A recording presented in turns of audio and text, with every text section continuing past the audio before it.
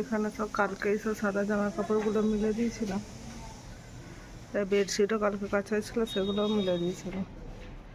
এগুলো তুলে নিতে হবে। তার আগে কিছু আজকে সকালে সোয়েটার কেচেছি, এই যে এগুলো ড্রাই করা হয়ে গেছে মেশিন থেকে, কিছু তুলেছি, কিছু বাকি আছে। তো এগুলো তুলে নিয়ে ছাদে দিয়ে আসি, আর তারপরে এসে ওগুলো তুলে নেবো।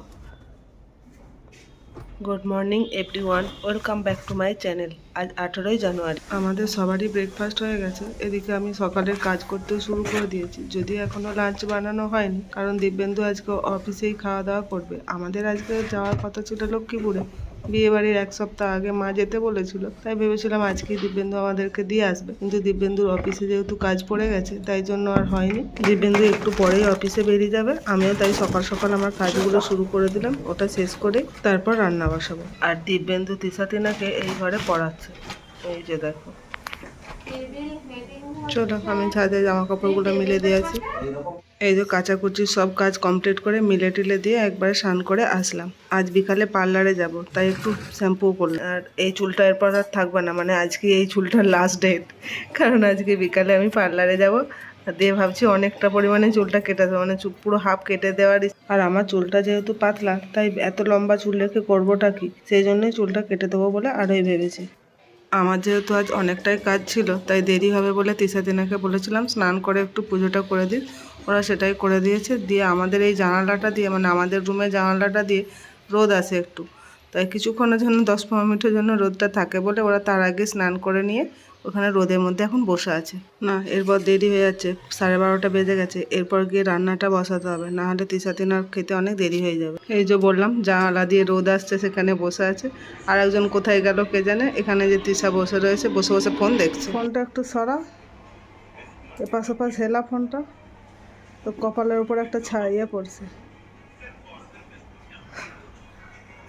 এখানে তিশা নয়, সরি, তিনার এখানে গিটার স্যার এসেছে। যেহেতু আমরা কয়েকদিন এখন থাকবো না, বিয়ে বাড়ির পরেও এখন অনেক দিন আসবো না, তো সেই জন্য স্যার এসেছে। আজকে ক্লাস করিয়ে দিয়ে যাবে। ওর ওই ঘরে ক্লাস হচ্ছে, তাই দরজাটা বন্ধ আছে। এখানে আমি রান্না বসিয়ে দিয়েছি। ভাতটা বসানোর আগে সসপ্যানে একটু জল ফুটিয়ে নিলাম, স্যারকে চা দেবো সেই জন্য।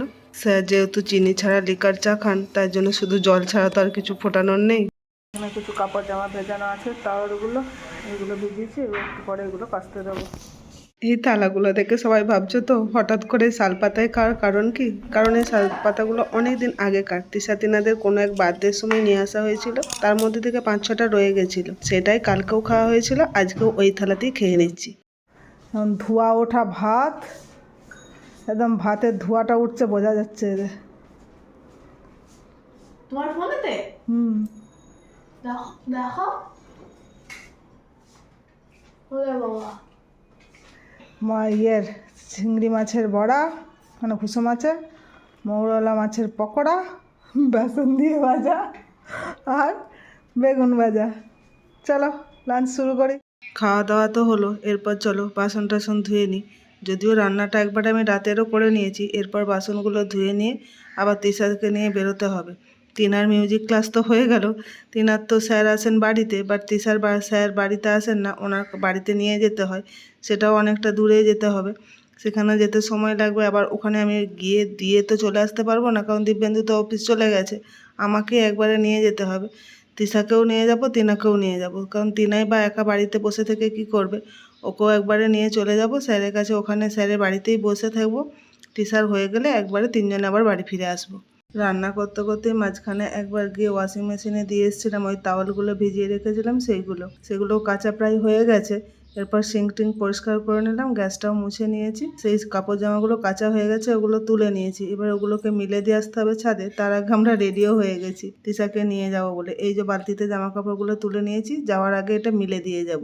সকালে মিলে দেওয়া সোয়েটারগুলোও ছাদ থেকে তুলে নিয়ে আসতে হবে।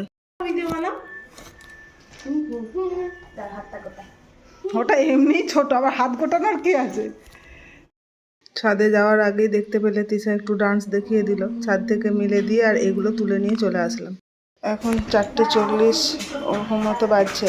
এখন আমরা ফিরে আসছি বায়োলিন ক্লাস থেকে। এই যে তিশাকে নিয়ে ফিরে আসলাম, তিনা আমাদের পিছনেই আসছে।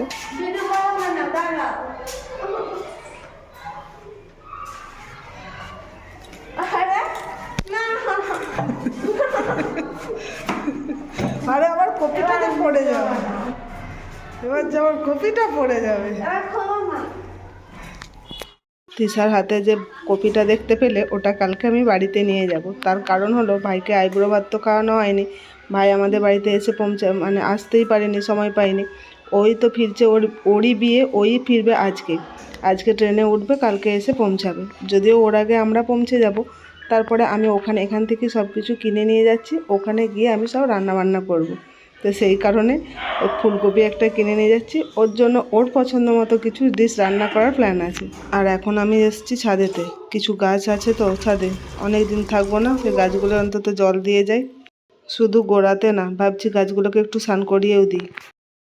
আমার ভিডিও তোমাদের কেমন লাগে সেটা কমেন্ট করে জানিও। যদি ভালো লেগে থাকে তাহলে একটা লাইক করে দিও ও শেয়ার করে দিও, আর আমার চ্যানেলটাকে সাবস্ক্রাইব করে নিও প্লিজ।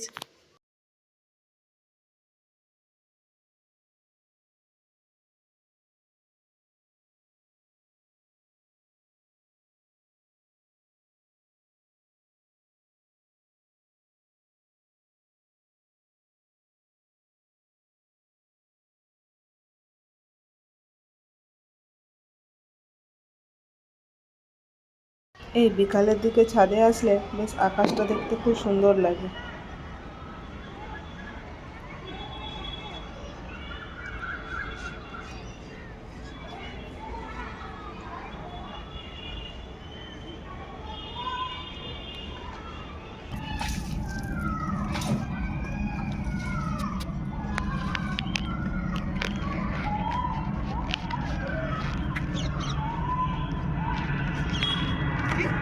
ছাদের কাছে জল দেওয়া কমপ্লিট। চলো এরপর যে জামা কাপড়গুলো কেচেছিলাম তার মধ্যে কিছু ভিজে আছে, কিছু শুকনো আছে। যেগুলো শুকনো ভিজে সবই নিয়ে যায়, ভেজাগুলো ব্যালকনিতে মিলে দেবো, শুকনো হয়ে যাবে। আর কাল আগের দিন বলেছিলাম না যে একই কালারে আমার 3টে গাছ হয়েছে, তার মধ্যে 2টো গাছকে আমি একটু সরিয়ে রাখলাম সাইড করে, কালকে যাবার সময় যদি মনে থাকে তাহলে নিয়ে যাব, না হলে হয়তো রয়েই যাবে। চলো এরপর তাহলে এগুলো তুলে নিয়ে নিচে যাই। এই যে এই গাছগুলো আসলে জলটা একটু বেশি দেওয়া হয়ে গেছে, জলটা না ঝরলে নিচে নিয়ে গেলে কাদা কাদা হয়ে যাবে, তো তাই। এখন 6:30 মতো বাজছে, সন্ধে হয়ে গেছে। সন্ধেও দেখিয়ে নিয়েছি, কিন্তু তিশাদিনের এখন ফুচকা খেতে ইচ্ছা করেছে, তাই ওদেরকে নিয়ে একটু বেরোচ্ছি। সামনে একটা ফুচকা স্টল বসেছে, ওখানে ওদের ফুচকা খাইয়ে বাড়িতে পৌঁছে দিয়ে তারপরে আমি বেরোবো পার্লারের জন্য। কিসে এটা ঝাঁঝকে জানে।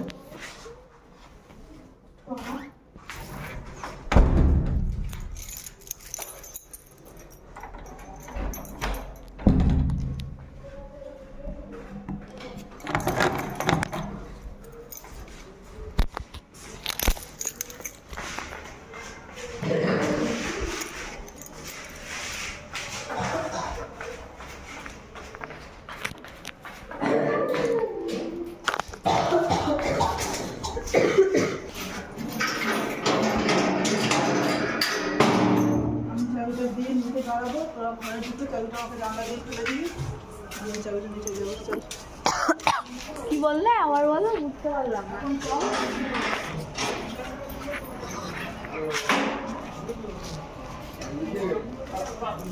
চলে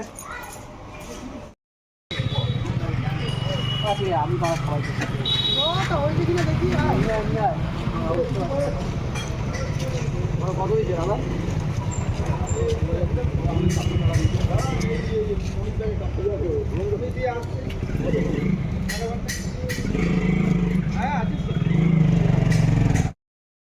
এখন 9টা বাজে, আমি পার্লার থেকে চলে এসেছি। এরপর দাঁড়াও দেখাচ্ছি কতটা চুল কেটেছি। দেখো, দেখে কি কিছু বুঝতে পারছো কতটা কেটেছি? চলো এরপর তাহলে আমরা ডিনারটা করে নিই। ভিডিওটা তাহলে আজ এই পর্যন্তই, দেখা হবে নেক্সট ব্লগে। ভালো থেকো সকলে, টাটা।